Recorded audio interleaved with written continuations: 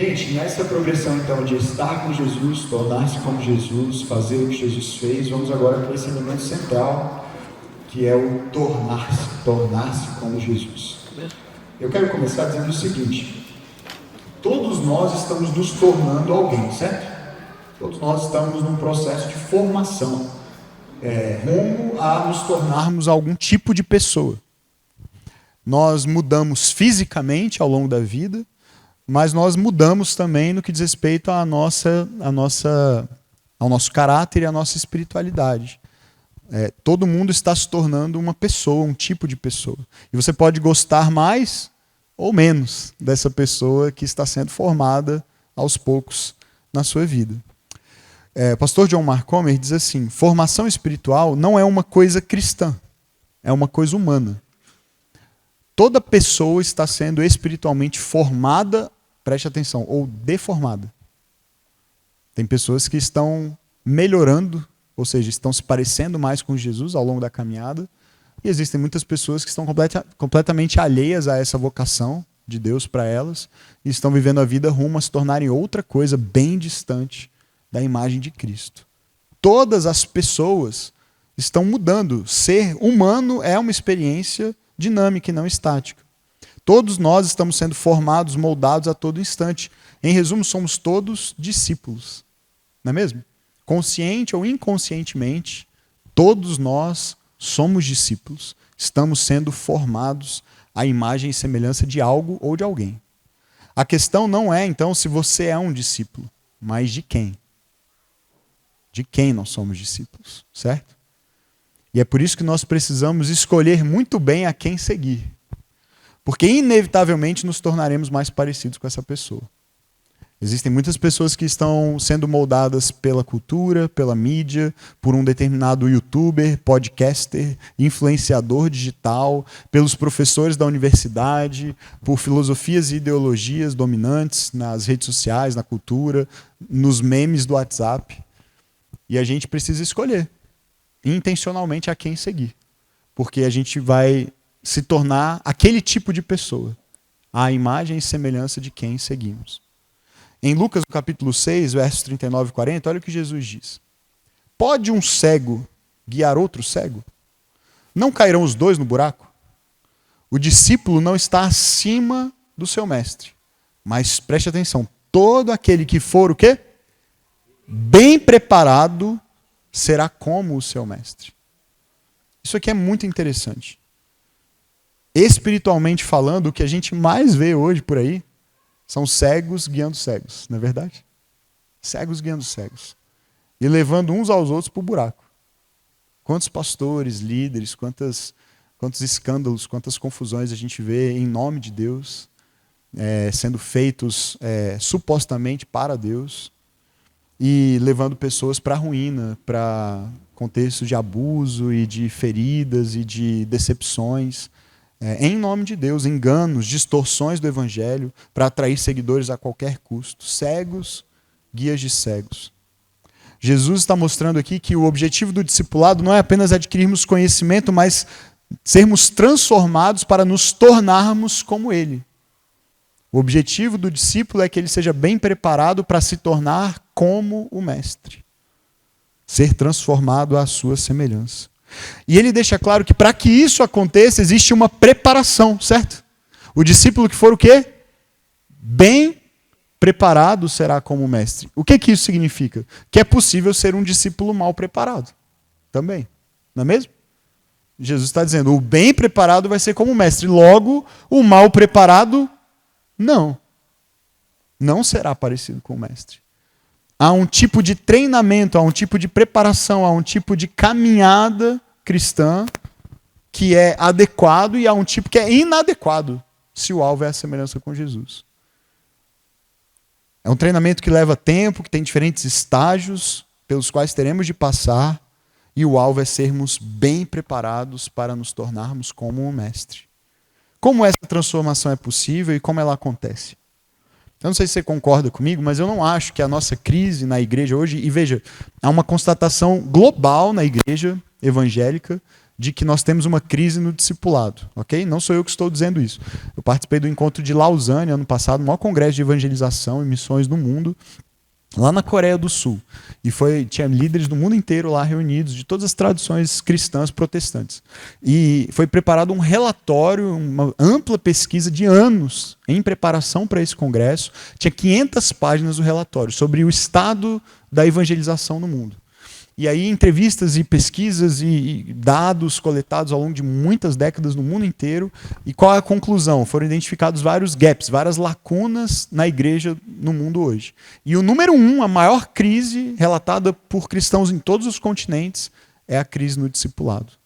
Então a igreja no mundo inteiro hoje está consciente de que nós temos um problema. E o problema maior e mais urgente que nós temos é a maneira como nós formamos discípulos de Jesus. Certo? E diante dessa constatação, me parece que o nosso problema não é a falta de desejo desses discípulos de mudarem. Porque se eu perguntar aqui para vocês hoje, fizer uma enquete rápida, quem aqui quer mudar para se parecer mais com Jesus, levanta a mão. É até meio constrangedor não levantar, né? Você talvez nem queira tanto assim, mas você levanta a mão. Porque assim, no fundo, eu quero, assim. Talvez eu não esteja tão disposto a fazer o que é necessário, mas querer eu quero. Todos nós queremos. Se a gente ama Jesus, se a gente conhece Jesus e olha para a vida de Jesus, puxa, não tem exemplo melhor, não tem alvo melhor do que esse. Então, querer mudar, nós queremos.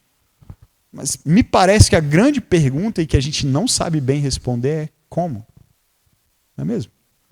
Como eu mudo? Tem algumas coisas que, eu já consegui mudar na minha vida, mas tem outras que me acompanham há muito tempo já e continuam insistentemente ali, teimosamente presentes, e parece que eu não consigo vencer. Parece que eu ainda estou muito... Quando eu olho para a vida de Jesus e para o relato dos evangelhos, parece que a minha vida está a muitos e muitos quilômetros de distância de refletir a mesma paz e a mesma alegria e o mesmo amor e a mesma compaixão, sabe? E a mesma comunhão de Jesus. Como é que a gente muda?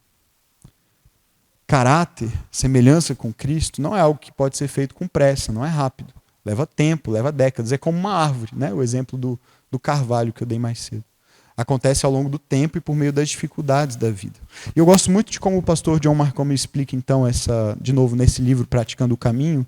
Essa ideia não é dele, é do Dallas Willard, é desenvolvida pelos discípulos do Dallas Willard também, o James Bryan Smith, que eu já citei, mas o John Marcom trouxe essa forma que eu acho que é bem didática para esses diagramas que eu vou mostrar agora para vocês.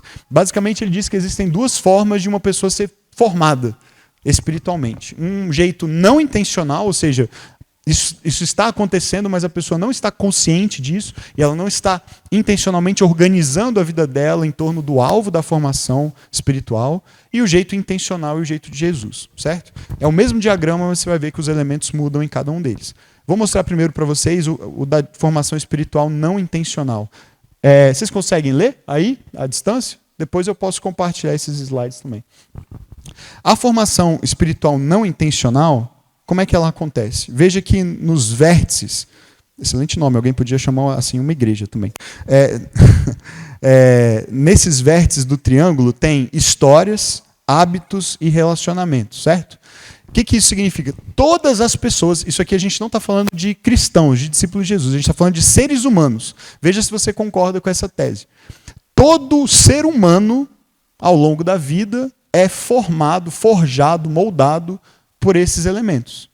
Nós somos moldados pelas histórias em que nós acreditamos, as narrativas, a maneira como o mundo nos é apresentado, uma determinada cosmovisão, certo? Um conjunto de histórias e narrativas que nós aprendemos dos nossos pais, a respeito de como é a vida, de quem são as pessoas, de como nós devemos tratá-las, de quem nós somos, nosso lugar no mundo, como a vida funciona, quais são as leis e as regras que regem as relações. A gente aprende isso dos pais, a gente aprende isso da cultura, a gente aprende isso na escola, a gente aprende isso na universidade, a gente aprende isso na vida. As histórias em que acreditamos. Quem Deus é, se Ele existe, se Ele não existe, se Ele se importa, se Ele age no mundo, o que Ele tem a ver com a gente. São as histórias. O que é o certo, o que é o errado. Mas nós somos moldados também pelos nossos hábitos. As coisas que nós fazemos fazem algo conosco. Se você cultiva determinados hábitos, esses hábitos vão te transformar num determinado tipo de pessoa. Sejam hábitos bons ou ruins, certo? Eles têm um poder enorme de nos formar ou de nos deformar. E nós somos moldados também por relacionamentos. Dizem que nós somos o resultado das 5 pessoas com as quais nós mais convivemos, né? Existem pesquisas que mostram isso. As pessoas com quem nós convivemos mais intimamente moldam quem nós nos tornamos. Já viu aquele casal que está casado há muito tempo e vai ficando parecido um com o outro, né? Fazendo as mesmas coisas, os mesmos hábitos, falando de um jeito parecido. Por quê? Porque relações têm esse poder de nos moldar, de nos transformar.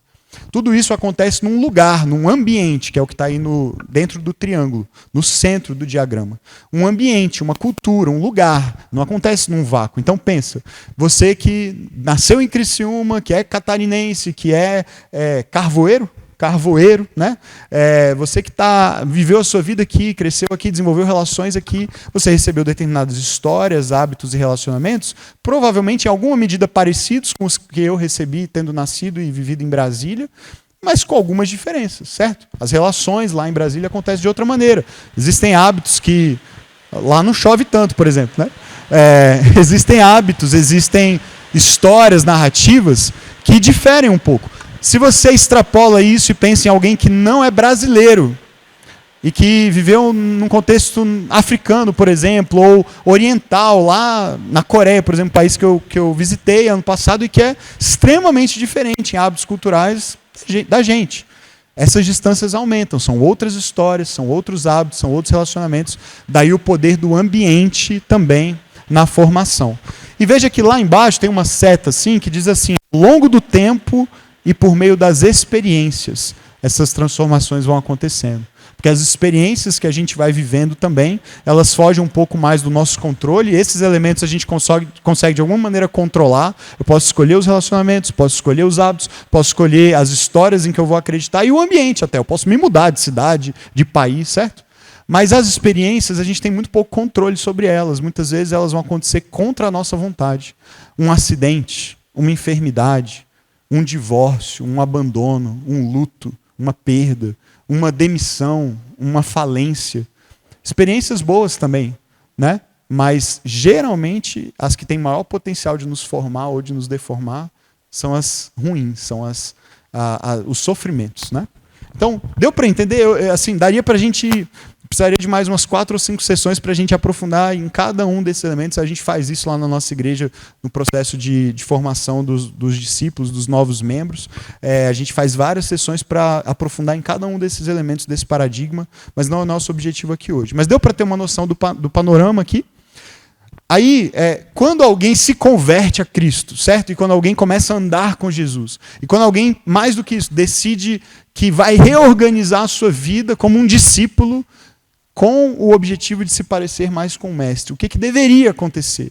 Um processo de formação espiritual intencional. Nós continuamos sujeitos a esses mesmos elementos, mas agora a gente reorganiza de forma intencional. Para quê? Para que no lugar das histórias, lá em cima, apareça o ensino da palavra de Deus. Porque ao longo de uma vida sem Cristo, ou negligenciando a Cristo, eu absorvi outras histórias a respeito do que é verdade e do que é falso na vida, no mundo, sobre Deus, sobre mim.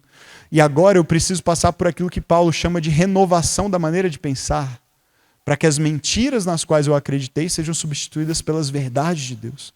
E isso vem pelo ensino da palavra.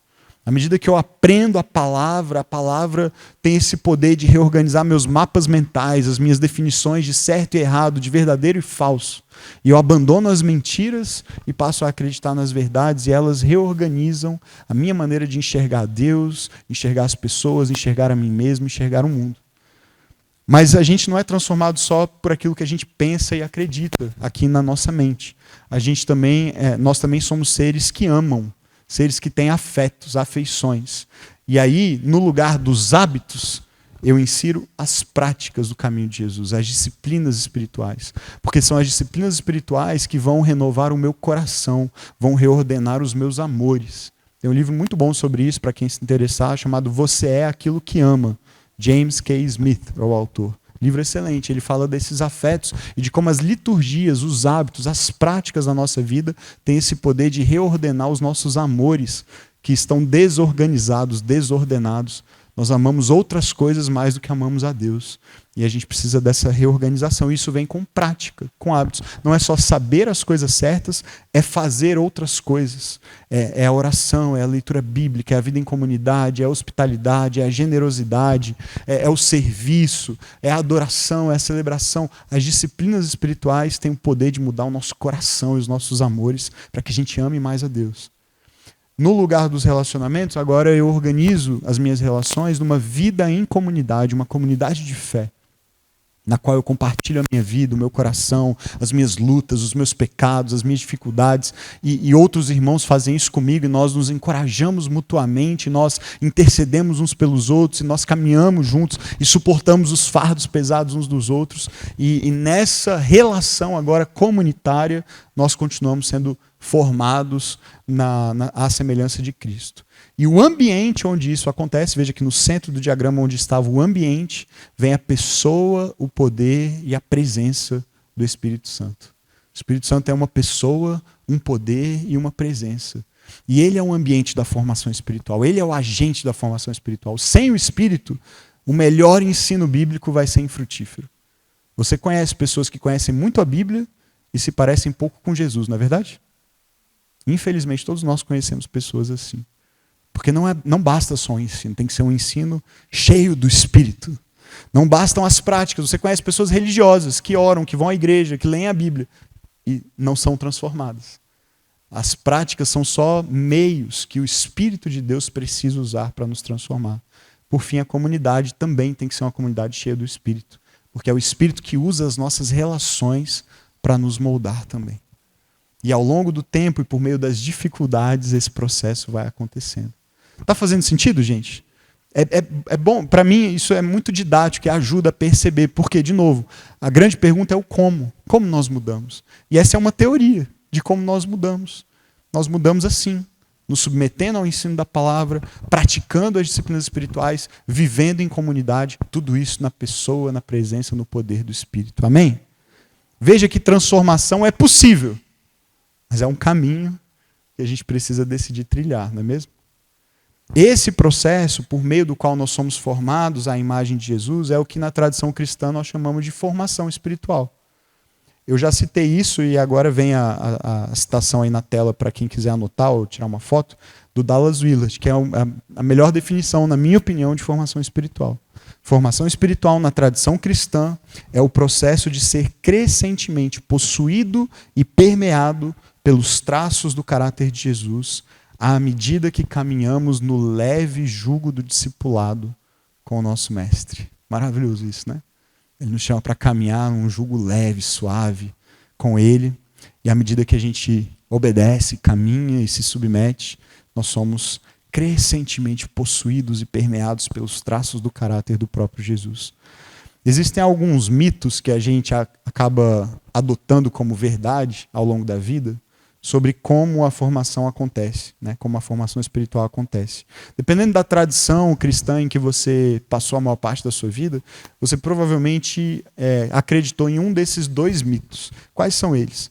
De um lado, e esse geralmente os reformados, os históricos caem mais, a gente acha assim, tudo o que você precisa para crescer espiritualmente é saber a Bíblia.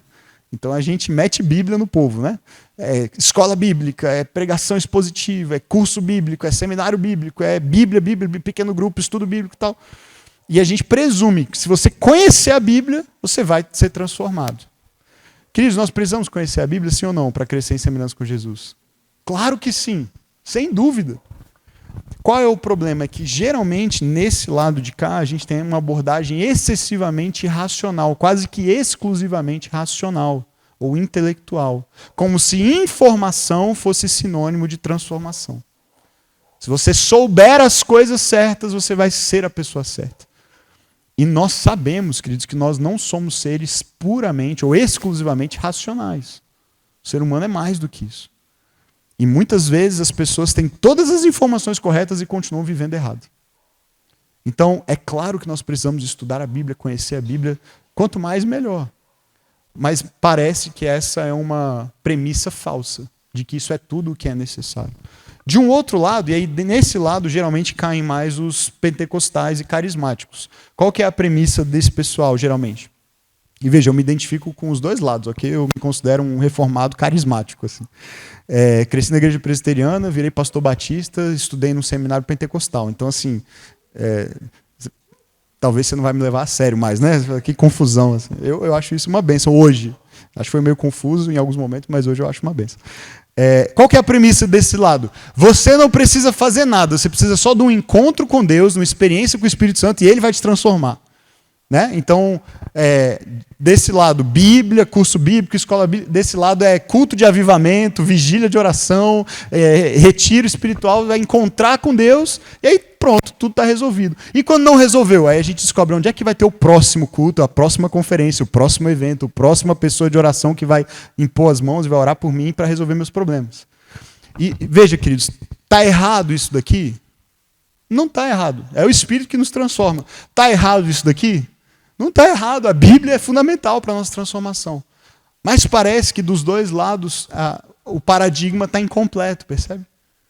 E esse paradigma que não é meu, de novo, excelentes autores e teólogos vêm desenvolvendo esse paradigma com base, inclusive, também em estudos de psicologia e outras coisas, a respeito de como o ser humano funciona e como o ser humano é formado ao longo da vida, como nós mudamos, alinhando isso, trazendo isso para a linguagem e para o paradigma da palavra de Deus, do ensino de Jesus. Parece que a gente precisa desse paradigma mais integral, completo, para que a gente realmente mude e cresça em todos os aspectos, todas as esferas da nossa vida. A palavra que a Bíblia usa para transformação é uma palavra que denota um processo radical e completo de mudança. É a palavra metamorfose. E a gente conhece isso, porque é uma palavra muito comum, a gente utiliza isso para se referir a que ser, que animal que a gente geralmente associa a essa palavra. Borboleta, né? O processo pelo qual a borboleta muda é radical. Não sei se você já reparou, mas de um ovo vira uma larva, que vira uma pulpa, um casulo ali, depois a lagarta, aliás, antes, depois a pulpa, o casulo, até a borboleta. E Paulo, escrevendo aos Coríntios, na segunda carta, capítulo 3, a partir do verso 16, olha o que ele diz. Mas quando alguém se converte ao Senhor, o véu é retirado. Ora, o Senhor é Espírito. É o Espírito. E onde está o Espírito do Senhor, ali há liberdade. E todos nós que com a face descoberta contemplamos a glória do Senhor, preste atenção agora, segundo a sua imagem, estamos sendo transformados, passando por uma metamorfose, é a palavra no original, com glória cada vez maior, a qual vem do Senhor, que é o Espírito. Quando você olha para uma borboleta colorida, bonita, com asas voando, é muito difícil acreditar que aquilo já foi uma lagarta, não é mesmo? São seres tão diferentes. Tão diferentes. E é essa transformação radical que Deus quer operar em nós também, como discípulos de Jesus. Para nos tornarmos imagem de Jesus, nós precisamos mudar radicalmente. E isso é uma obra, o texto está dizendo, do Espírito. Contemplando, o Senhor é Espírito, e onde o Espírito do Senhor está, ali há liberdade, ou seja, ali há libertação, transformação, o véu é retirado, nós o contemplamos, somos livres agora em Cristo, libertos de uma antiga maneira de viver, para adotarmos uma nova, sermos revestidos de uma nova natureza, da natureza do próprio Jesus. E essa glória aumenta, ela deve, você vê que o tempo verbal aqui é esse... Estamos sendo transformados, não é algo que aconteceu lá atrás, no dia da conversão apenas, aquele foi o início de um processo. Mas esse processo segue acontecendo e seguirá acontecendo, porque aquele que começou boa obra em nós é fiel para completá-la até quando? Até o dia de Cristo Jesus, diz o texto. Até o fim a gente vai estar, e aí o gerúndio é feio, mas é necessário, a gente vai estar mudando, a gente estará sendo transformado. Porque é um processo contínuo, percebe? Gradativo, crescente. Tim Keller diz assim, cristãos são pessoas que permitem que a realidade de Jesus mude tudo a respeito de quem eles são, de como eles veem e de como eles vivem. Será que a gente pode afirmar isso a respeito do nosso discipulado com Jesus? Nós temos permitido que a realidade de quem Jesus é mude tudo a nosso respeito. redefina todas as áreas da nossa vida. A quem você está seguindo? Porque é com esse alguém que você vai se parecer cada vez mais. A pessoa que você será amanhã depende da pessoa que você está seguindo hoje. Às vezes a gente tem uma incoerência, daqui a 5 anos eu quero ser essa pessoa, mas a maneira como a gente está vivendo hoje não vai produzir essa pessoa que a gente quer ser daqui a 5 anos. Quando eu for pai, para quem ainda não é pai, né? Paulo aí, palavra profética, talvez para você e para a Larissa. Não sei se está na hora, né? Mas receba ou não. Quando eu for pai, eu vou ser assim, assim, assado, eu vou fazer as coisas desse jeito, eu vou cuidar dos meus filhos assim, eu vou cultivar uma vida familiar, vou ser um sacerdote, um líder na minha casa, da minha esposa. Mas está sendo hoje? Está cultivando essa vida com Deus hoje? O que te faz acreditar que quando seus filhos vierem, você vai ser essa pessoa? Se não são essas as sementes que você está lançando e plantando hoje. A gente precisa caminhar com Jesus hoje para se parecer com Jesus amanhã. A gente precisaria, de novo, de mais tempo para detalhar todos esses processos, as histórias, as práticas, a comunidade, o espírito, as dificuldades do caminho. Mas, como a gente não tem todo esse tempo, eu escolhi uma prática. Daquele diagrama todo, eu dei um zoom nas práticas, e de todas as práticas, eu escolhi uma prática como um exemplo de uma área e de uma coisa que a gente pode implementar na nossa vida, começar pelo menos, e ver essa transformação, tá bom? E essa prática que eu escolhi é o descanso. Eu ouvi do Paulo um spoiler de que você vai falar também sobre descanso. Talvez seja Deus querendo ensinar alguma coisa para a gente hoje nessa área aí, né? Vamos ver. Mas, queridos, eu acho que eu ouvi de um mentor uma vez que o descanso é o portal para as outras disciplinas espirituais, é a porta de entrada. Porque quando a gente está cansado, convenhamos, é difícil orar, difícil ler a Bíblia, difícil servir, difícil viver em comunidade, difícil praticar hospitalidade, generosidade. Tanto as outras disciplinas espirituais, quando a gente está exausto, é difícil, né? Então o descanso é uma excelente primeira para a gente implementar. A maioria das conversas, das interações que a gente tem no dia a dia começam com uma pergunta mais ou menos assim: e aí, como é que você está? Pelo menos lá em Brasília, né? E aí, como é que você está? Como é que estão as coisas? Acho que aqui também, em qualquer lugar, né? E a resposta padrão, pelo menos lá, no nosso contexto, é: meio cansado, mas está tudo bem. Meio cansado, semana puxada, corrida, a correria, meio cansado. Não sei se sou eu, porque pastor e pai de 2 meninos pequenos, eu estou sempre cansado, né? Mas estou lutando para mudar. E até didaticamente, para mim, eu tenho tentado não responder dessa maneira, que eu percebi que era a minha maneira padrão de responder essa pergunta. Mas essa é a conversa dos nossos dias, queridos. No mundo moderno em que a gente vive, a maioria das pessoas vive com algum nível de cansaço e de ansiedade, mesmo que sob a superfície. E quando Jesus se apresenta e convida pessoas para andarem com ele, ele se apresenta como um pastor que cuida de ovelhas. E ele oferece esse cuidado propondo descanso para uma vida desacelerada. Olha só o que ele diz em Mateus capítulo 11, um dos meus textos favoritos também. Venham a mim todos os que estão o quê? Cansados e sobrecarregados, e eu darei descanso a vocês. Tomem sobre vocês o meu jugo e aprendam de mim, pois sou manso e humilde de coração. E vocês encontrarão descanso para suas almas. Pois o meu jugo é suave e o meu fardo é leve. Eu não sei se você reparou quais são... Tá aí? Apagou lá atrás para mim, não sei. Benjamin, você consegue dar uma olhada aí? Jesus faz 2 convites aqui, não sei se você reparou. Muito obrigado. O primeiro convite é: venham. E o segundo convite é: aprendam. Venham e aprendam. Veja que ele tem descanso para oferecer, mas esse descanso a gente não recebe automaticamente, instantaneamente, magicamente. Venham e aprendam comigo. É um processo de aprendizado. É um processo gradativo. Vem de caminharmos e trabalharmos com ele, que é como Eugene Peterson escreve esse texto na versão A Mensagem, na paráfrase que ele escreve. Ele diz: vocês estão cansados, enfastiados de religião, venham a mim, andem comigo e irão recuperar a vida. Quantos de nós estão precisando recuperar a vida? Né? Vou ensiná-los a ter descanso verdadeiro. Caminhem e trabalhem comigo. Observem como eu faço. Aprendam os ritmos livres da graça. Não vou impor a vocês nada que seja muito pesado ou complicado demais. Sejam meus companheiros e aprenderão a viver com liberdade e leveza. Gente, fala sério, parece que escreveu para hoje, né? Para a nossa sociedade cansada, ansiosa. Olha o que o Dallas Willard diz comentando esse texto. Nisto reside o segredo do jugo suave.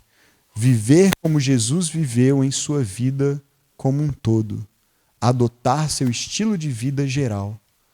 Nosso erro é imaginar que seguir Jesus consiste em amar os nossos inimigos, andar a segunda milha, oferecer a outra face, sofrer paciente e esperançosamente, enquanto vivemos o resto das nossas vidas como todas as outras pessoas à nossa volta vivem.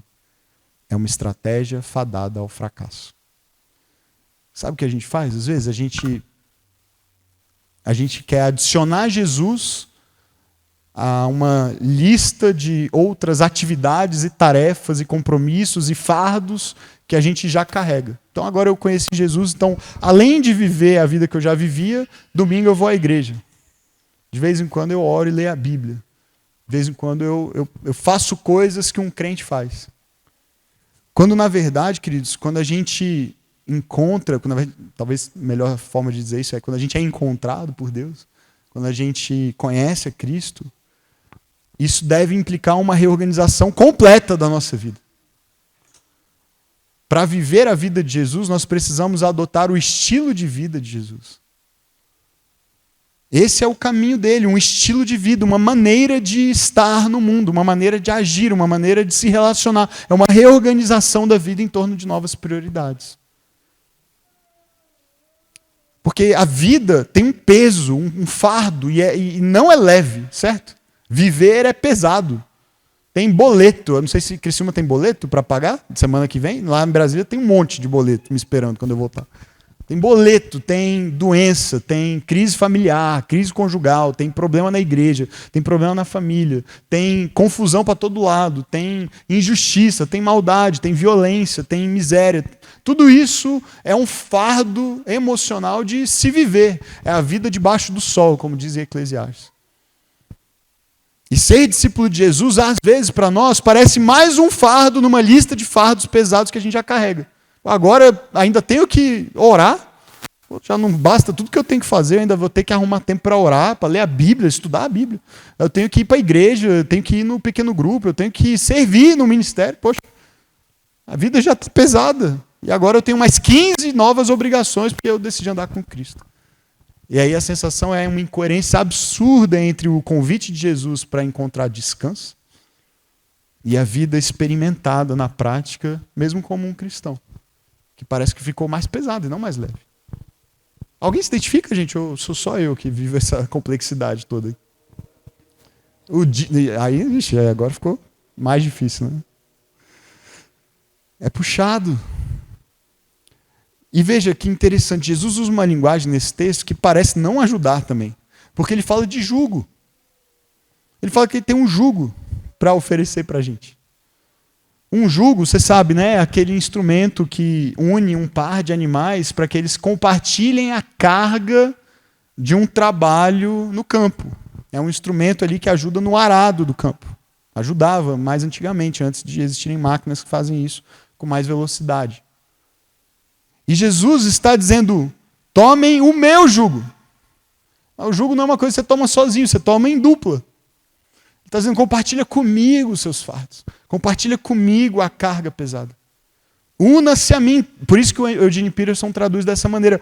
Caminhem e trabalhem comigo. Porque quando os dois animais estão compartilhando o jugo, eles têm que caminhar e trabalhar juntos. Isso significa andar no ritmo dele. Deixar que ele faça o trabalho mais pesado por nós. Eu gosto muito desse comentário do Frederick Brunner. Olha só o que ele diz sobre isso. O jugo é um instrumento de trabalho. Assim, quando Jesus oferece um jugo, Ele oferece aquilo que nós podemos pensar que trabalhadores já cansados menos precisam. Né? Jesus, eu estou cansado, você ainda vem falar que eu ainda vou ter que tomar um jugo. O que eles precisam? Um colchão ou férias. Né? Não de um jugo. Mas Jesus percebe que o presente mais revigorante que ele pode dar aos cansados é uma nova maneira de levar a vida. Uma nova maneira... Ixi, eu acho que eu pulei um pedaço. Está aparecendo? Ah, está embaixo. Uma nova maneira de carregar as responsabilidades. Olha a conclusão dele. O realismo, se a gente for bem realista, ok? Olhar para a vida sem romancear. O realismo vê que a vida é uma sucessão de fardos. Não temos como escapar deles. Então, em vez de oferecer uma escapatória, Jesus oferece um equipamento. Isso é genial, né? E é maravilhoso. Jesus não diz, venham a mim, e aí nunca mais vai ter jugo nenhum. Mas ele diz, venha a mim e aprenda a viver como eu vivo. Caminhe no meu ritmo, ande comigo. Ainda vai ter fardo, ainda vai ter problema. Ele disse, no mundo vocês terão o quê? Aflições. Mas dá para ter bom ânimo. Dá para ter bom ânimo. Dá para aprender a viver de uma nova maneira com Jesus. O que ele está dizendo é, se você tomar o meu jugo, e jugo, eu não sei se você sabe disso, jugo era uma forma hebraica nesse contexto de se referir ao conjunto de ensinamentos de um rabi. Então o rabi, os mestres que havia em Israel naquele tempo, quando eles ensinavam as suas doutrinas, as suas interpretações da lei mosaica, eles se referiam frequentemente a esse conjunto de ensinamentos como o jugo deles. Assuma o meu jugo, tome essa minha forma de viver a vida, de interpretar a vida. Quando Jesus está dizendo, tomem o meu jugo, acolham os meus ensinamentos. Acolha, por exemplo, o Sermão do Monte. A minha maneira de ver a vida, a minha maneira de ver a Deus, a minha maneira de interpretar a lei. E se você tomar esse meu jugo, o meu ensino, você vai poder viver, trilhar esse caminho de modo a experimentar mais descanso do que da maneira como você tem vivido até aqui. O jeito mais difícil, queridos, de viver com Jesus é sem mudar seu estilo de vida. É buscar ser como qualquer outra pessoa que você conhece na sua relação com o seu tempo, seu dinheiro, com as pessoas, com o trabalho. E só adicionar Jesus a uma lista de tarefas. A sensação é que fica mais pesado, não mais leve. A maneira mais fácil de viver com Jesus, de seguir a Jesus, é mudando radicalmente de vida. Mudando radicalmente de prioridades. Mudando radicalmente a maneira como você administra o seu tempo e as suas prioridades. Sua relação com o dinheiro, com as pessoas, com o trabalho, com tudo. Para abrir mão, de fato, do seu jeito e adotar o dele. Sabe qual é o problema? Jesus costuma andar num ritmo mais lento que o nosso. O nosso ritmo é muito acelerado hoje em dia. Você já reparou que Jesus nunca estava com pressa? Já reparou nisso? Ele está quase sempre ocupado, muito demandado, mas nunca com pressa. É até frustrante, às vezes, a demora dele. Pergunta para Marta e Maria. Né? O texto, inclusive, deixa isso muito claro, de forma intencional. Chega a notícia, Lázaro está doente. Jesus ficou 4 dias, levou 4 dias para chegar lá. Aliás, mais, porque quando ele chega, Lázaro já tinha morrido havia 4 dias. Ele fica 2 dias no lugar onde ele está e depois ele parte para Betânia. Zero pressa. Ele se permite interromper. Está a caminho da casa de Jairo para curar a filha de Jairo. A mulher do fluxo de sangue o interrompe. Ele para, conversa, cura. E aí a notícia chega. Nem precisa ir mais, morreu. Demorou tanto. É alguém que não está limitado pela urgência dos outros. Ele tinha uma vida cheia, mas permitia ser interrompido.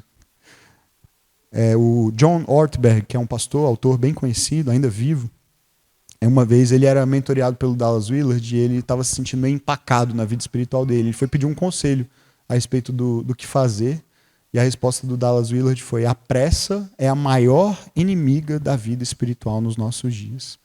Você precisa eliminar implacavelmente a pressa da sua vida. Isso virou um livro do pastor John Marcome, está disponível em português, chama Elimine a Pressa Definitivamente, eu acho. Acho que esse é o título. Elimine a pressa definitivamente. É um livro sobre desacelerar e encontrar descanso em Jesus. Maravilhoso, recomendo para você. Mas, querido, se alguém te perguntasse hoje qual é o maior inimigo da nossa vida espiritual nos nossos dias, algum de nós responderia a pressa? Provavelmente não, né? Eu acho que alguns responderiam a polarização política, as ideologias, as redes sociais, a pornografia, o secularismo. Vários candidatos, né, para ocupar esse lugar. O maior inimigo da vida espiritual. Curioso pensar que talvez seja a pressa. As pessoas estão ocupadas demais para viverem vidas emocionalmente saudáveis e espiritualmente vibrantes. Será que Jesus não diria a toda a nossa geração o que ele disse a Marta, certa vez? Lembram-se, Marta agitada em casa e chateada porque Maria não está ajudando? Jesus se volta para ela e diz: Marta, Marta, você está preocupada e inquieta com muitas coisas. Apenas uma é necessária. Esse é o lugar do discípulo. O texto diz que Maria estava na posição de um discípulo. O discípulo geralmente era descrito, a posição do discípulo era aos pés, sentado aos pés do mestre. E é assim que o texto descreve Maria, posição de uma aprendiz, de uma aluna, de uma estudante, sentada aos pés de Jesus. Marta, com quem você se identifica mais, na maior parte do tempo? E eu sei que eu me identifico muito mais com Marta. O Pete Scazzero, autor do livro Espiritualidade Emocionalmente Saudável, um livro excelente também. Aliás, tem vários materiais dele nessa coleção. E fala que a gente precisa de uma espiritualidade desacelerada. Principalmente depois da invenção do smartphone, né? Impressionante a nossa relação com o celular. Não sei se vocês sentem isso, eu sinto. Uma compulsão, assim, uma necessidade de verificar o tempo todo notificações e WhatsApp, grupos e tantas demandas e Instagram e outras redes. E há um risco enorme, queridos, da gente viver refém disso. Isso acelera o ritmo da vida. Alguns sintomas dessa doença, da pressa, a gente fica olhando, vai para o caixa do supermercado e a gente fica comparando. Tem 2 pessoas nessa, tem 3 nessa, e a gente fica mudando de fila em fila. Não sei se já viveu essa situação para pegar a fila que tem menos gente. Ou chegar perto de um semáforo, né, de um sinal de trânsito, e aí olhar quantos carros, o sinal está fechado, e aí quantos carros tem em cada faixa, e aí, opa, eu vou ficar para cá, vou para lá, porque tem só um carro, tem 2. Às vezes a gente quer ser multitask, né, fazer várias tarefas ao mesmo tempo. E a gente acaba nem fazendo, e às vezes se esquecendo da outra que a gente estava fazendo antes, porque a gente fica tentando fazer várias coisas ao mesmo tempo. E o Dallas Willard diz que a pressa é uma violência contra a alma. Então eu vou te dar aqui 10 sintomas de que talvez você esteja indo rápido demais. Talvez. Se aparecerem aí 3, 4, 5, 6 desses num autodiagnóstico aí, talvez seja um sinal de alerta, tá bom? Irritabilidade. A gente vive muito acelerado, a gente tende a ficar mais irritado. Hipersensibilidade. Tudo ofende, tudo incomoda, sabe? Inquietação, dificuldade de parar, de descansar. Um excesso de trabalho que se torna compulsivo. Você não necessariamente precisava estar ainda trabalhando aquele horário da noite ou fim de semana, mas há uma necessidade, parece, de continuar trabalhando, produzindo. Uma sensação geral de entorpecimento ou de letargia. Você está ali, mas você não está ali de verdade, sabe? Você está em outro lugar, a cabeça está distante. Comportamentos escapistas. Um seriado atrás do outro no Netflix, um vídeo atrás do outro no YouTube, horas nas redes sociais, álcool, um pouquinho além do que seria razoável, substâncias, necessidade de algumas outras coisas para dar uma escapada da realidade, para não ter que pensar muito nos problemas. Às vezes problemas mais sérios, né, de pornografia, de relações extraconjugais. uma sensação de desconexão da sua identidade, da vocação. Você já não sabe muito bem quem você é, uma sensação de um certo vazio, assim, o que eu estou fazendo com a minha vida, qual é o propósito de tudo isso. Talvez começar a descuidar de necessidades básicas, se alimentando mal, não dormindo, descuidando de relacionamentos que são importantes, da família. Um acúmulo de energia, uma necessidade, uma inquietação que leva você a ter que procurar alguma coisa para fazer o tempo todo, não poder parar. E, por fim, uma oscilação nas disciplinas espirituais. Às vezes é a primeira coisa que começa a acontecer, né? Não tem tempo para orar, não tem tempo para Deus, para a palavra, para a comunidade. A gente costuma dizer que a gente tem um problema que é a falta de tempo. Não dá tempo. Ah, pastor, não dá tempo, minha vida é muito corrida. Então a solução é ter mais tempo? É um dia mais longo? É uma semana de quantos dias que serão suficientes? Um dia de quantas horas serão suficientes? Será suficiente? A solução não é mais tempo, queridos. A solução é a gente simplificar a nossa vida em torno do que é mais importante. Deus nos criou à sua imagem e semelhança, cheios de potencial, maravilhosos, seres incríveis, a coroa da criação. E ao mesmo tempo Ele nos fez do pó da terra, cheios de limites. E os limites são bênção de Deus. Ele criou um dia com 24 horas. Ele nos fez necessitados de sono, de comida, de água. Então, me parece que a gente precisa rever o ritmo, se é o seu caso. Eu sei que é o meu, de uma vida acelerada demais. Alguns passos que podem ajudar nisso. Primeiro, desacelerar o ritmo geral. Talvez dirigir na velocidade da via. Talvez chegar um pouco mais cedo num compromisso e não ir direto pegar o celular. Talvez entrar na fila mais longa do supermercado. Talvez fazer uma coisa de cada vez ao invés de tentar fazer várias coisas ao mesmo tempo. Talvez ler livros ao invés de ficar tanto tempo assistindo a vídeos nas redes sociais. Um segundo, ter horários fixos de oração. Os judeus faziam isso, né? Eles oravam, até hoje alguns fazem, orar em horários fixos. Vai lendo o livro de Atos, você percebe Pedro e João indo ao templo na hora da oração, né? Oravam às 9 da manhã, ao meio-dia, às 3 da tarde. Ter uma agenda fixa, planejar sua rotina e sua agenda e colocar lá seu tempo com Deus, tempo de descanso, tempo em família, e reservar esses horários para essas coisas. Adotar uma vida mais simples, uma espécie de um minimalismo cristão, se livrar do excedente, diminuir a quantidade de coisas. Você já pensou que cada coisa que você compra toma mais do seu tempo? Não é só o custo financeiro daquilo, é o tempo. Né? Eu comprei uma bicicleta, é uma benção, mas me dá um trabalho, toda hora eu tenho que levar para manutenção, para arrumar, para trocar um pneu, trocar não sei o que e tal.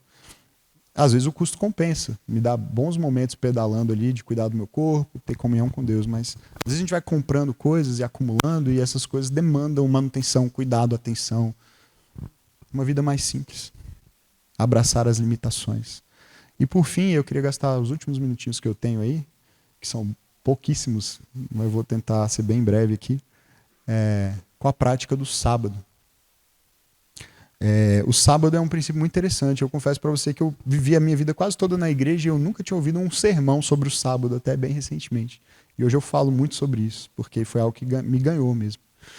Não significa virar adventista e nem judeu, tá? Não é um legalismo. Mas um princípio da palavra de Deus que é cheio de sabedoria para nós. O sábado é um dia por semana para você ser, não para você fazer. É um dia para você se reconectar com Deus e com as pessoas. E viver os outros 6 dias de uma maneira diferente. Lá em Gênesis capítulo 1, Deus viu tudo o que havia feito e tudo havia ficado muito bom. Passaram-se a tarde e a manhã, e esse foi o 6º dia. E assim foram concluídos os céus e a terra e tudo que neles há. E no 7º dia, Deus já havia concluído a obra que realizara. E nesse dia ele fez o quê? Descansou. Abençoou Deus o 7º dia e o santificou, porque nele descansou de toda a obra que realizara na criação. A palavra sábado, Shabá, em hebraico, significa literalmente parar. É um dia de parar. Parar de trabalhar, parar de se preocupar, parar de desejar, parar de comprar. É uma maneira de estar no mundo, é uma postura de descanso, que vem de permanecer numa relação com um Pai Celestial, que é o nosso provedor, que é quem cuida de nós, que é quem nos sustenta. O pastor John Mark Comer diz: o sábado é uma prática do caminho de Jesus, por meio da qual declaramos guerra contra a inquietude do nosso tempo. Tomamos o jugo leve de Jesus, nosso mestre, e encontramos paz para as nossas almas. É uma resistência, porque a gente vive numa cultura que diz que você não pode parar, que você tem que andar mais depressa, que você tem que produzir mais, que você tem que conquistar mais, para prosperar, para crescer, para avançar. E o sábado é uma postura dizendo não a essas coisas. Walter Brueggemann, teólogo, diz assim: as pessoas que mantêm o sábado vivem os 7 dias de forma diferente. Jesus, às vezes a gente acha que Jesus era contra o sábado, né? Porque ele fazia milagres no sábado, curava pessoas no sábado. E em Marcos 2,27 ele diz: o sábado foi feito para o homem, não o homem para o sábado. E aí a gente olha, tá vendo? O sábado não é tão importante assim, né, para Jesus. Mas na verdade a gente interpreta mal, porque o que Jesus estava fazendo ali era criticar uma cultura legalista e religiosa dos fariseus que haviam elevado o sábado a uma condição quase idólatra. A nossa cultura é o contrário. A nossa cultura não é legalista em relação ao sábado, ela simplesmente nem sabe o que significa descansar. E Jesus estava dizendo: o sábado foi feito para o homem, não o homem para o sábado. O que os fariseus precisavam ouvir era o resto, era a segunda parte da frase. O homem não foi feito para o sábado. Mas o que a nossa cultura precisa ouvir é a primeira parte da frase. O sábado foi feito para o homem. Não tem ninguém aqui achando que o homem foi feito para o sábado, como os fariseus achavam. Mas a gente se esquece que o sábado foi feito para nós. Um presente de Deus para nós, para a gente descansar. É uma dádiva. Deus descansou. E ao descansar, ele estabeleceu um ritmo na criação. Trabalhe 6 dias, pare um. Pare um. Confie, descanse. Eu vou prover. Imagina falar isso numa cultura agrária. Não trabalha, não come, amigo. Não tem garantia de salário no fim do mês. Era uma postura de confiança, de fé na provisão do Senhor. Aí, eu não sei se você se identifica, mas eu cresci num contexto de igreja em que era relativamente comum ouvir até o seguinte: o diabo não descansa nunca. Alguém já ouviu isso? O diabo não descansa. Então a gente vai descansar no céu. Eu ouvi isso de vários pastores, assim, em particular de um dos meus pastores ao longo da vida, que eu tenho muita gratidão a ele, mas eu acho que nesse ponto ele estava errado. Ele fala assim: descanso é no céu, aqui é trabalho, né? Porque o diabo não descansa. E o mais curioso é o seguinte: desde quando o diabo é a nossa referência, gente? Desde quando a gente está agora imitando o diabo? Não, o diabo não descansa, então a gente também não pode descansar. Ué. E eu acho legal que o pastor João Marcos até brinca com isso. Ele fala assim: talvez seja por isso que ele perde no final, de cansaço, né? Ele não descansa nunca. Aí agora a gente imita o diabo, então. Não, ele não descansa, a gente também não pode descansar. Não, Deus descansa. Deus descansa. Deus descansou e falou para a gente descansar. Não foi a gente que inventou isso, foi o próprio Deus. Ele estabeleceu esse ritmo. É maravilhoso pensar nisso, que enquanto nas culturas antigas você encontrava Deus no espaço, na dimensão do espaço, indo ao templo, subindo um monte sagrado específico, o nosso Deus, o Deus da Escritura, não é encontrado na dimensão do espaço, mas do tempo. A única coisa que você precisa para encontrá-lo é parar por um instante. Ele está em toda parte, disponível, acessível, pronto para ser encontrado. Quando a gente respeita esse ritmo, a gente floresce, mas quando a gente desrespeita, a gente sofre as consequências. Quantas pessoas com burnout, exaustão, depressão, né? Pastores, líderes sofrendo com isso. O pastor John Mark diz: todos nós teremos um sábado, voluntária ou involuntariamente. O sábado vai te alcançar, quer como prazer, quer como disciplina. Se a gente não se cuidar, em algum momento a gente vai ser forçado a parar. Talvez seja por isso que depois Deus teve que estabelecer isso como um mandamento para o seu povo, né? É incrível isso, só o nosso Deus para ser tão generoso assim. Mandamento, todo mundo é obrigado a seguir, descanse. Já parou para pensar que é um dos 10 mandamentos? Ele teve que mandar seu povo descansar.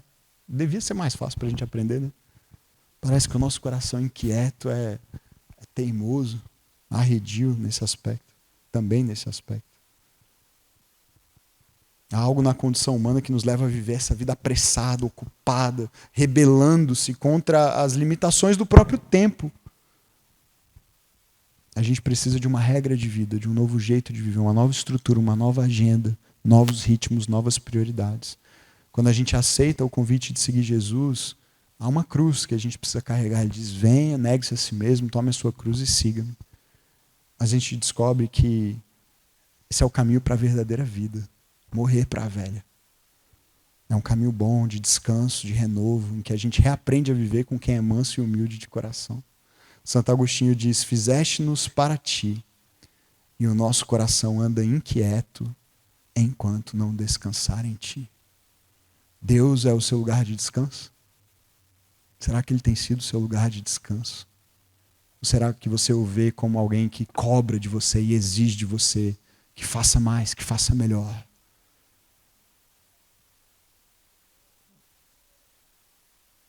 Jesus tem isso para te dar. Ele oferece descanso aos cansados. Você está cansado? Venha e aprenda, é o que ele diz. Vamos orar, queridos? Eu sei que eu preciso aprender a descansar. Senhor, mais uma vez te agradecemos por essa tarde. Te louvamos pela tua palavra, te louvamos pelo teu Espírito. Precisamos aprender a descansar, Senhor. E que bom saber que há um lugar de descanso disponível para todos nós. E é a tua presença. É uma caminhada livre, leve, um jugo suave, um fardo leve que o Senhor oferece. O Senhor já fez o trabalho pesado por nós. E agora o Senhor nos convida a descansar em Ti. Quero orar especificamente pelos meus irmãos que se sentem hoje cansados, Pai. Cansados da vida, cansados dos fardos, cansados da luta diária, cansados dos compromissos e das demandas. Cansados de lutar e muitas vezes ver seus esforços fracassarem, Senhor. Seja na vida financeira, profissional, conjugal, ministerial.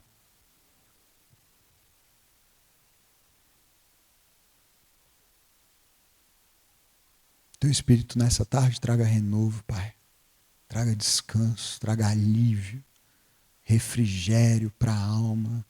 O Senhor é um bom pastor e o Senhor conduz águas tranquilas, pastos verdejantes. O Senhor refrigera a nossa alma e nos guia pelas veredas de justiça por amor ao seu nome. Conduz tuas ovelhas, Pai, desse rebanho, desse aprisco. Conduz o teu povo, Senhor, a esse lugar de descanso na tua presença. Nos ensina a viver. Nos ensina a reorganizar a nossa vida e nossa agenda em torno daquilo que realmente importa. Apenas uma coisa necessária. Não nos deixa trocar isso por coisas inferiores. Abençoa essa comunidade, Senhor, para que seja conhecida como uma comunidade que vive em outro ritmo. No ritmo de Jesus. Amém. Amém. Como eu falei antes, eu gosto de sugerir práticas. Então, a prática que eu quero sugerir agora tem 2 níveis, tá bom? Porque talvez você diga, estou muito mal, eu vou no básico. Ou não, esse primeiro está fácil para mim, eu vou no avançado. Então, tem uma prática básica e uma avançada. A prática básica para essa próxima semana, você exercitar aí o seu descanso. Chegar 10 minutos mais cedo para um compromisso e não usar o seu celular. Então, você vai esperar 10 minutos. Deixa eu te prometer uma coisa. Tédio não mata, tá bom? Tédio não mata. Na minha época, como criança, existia uma coisa chamada tédio. Hoje não existe mais, né? Você já percebeu isso? Que não existe mais tédio?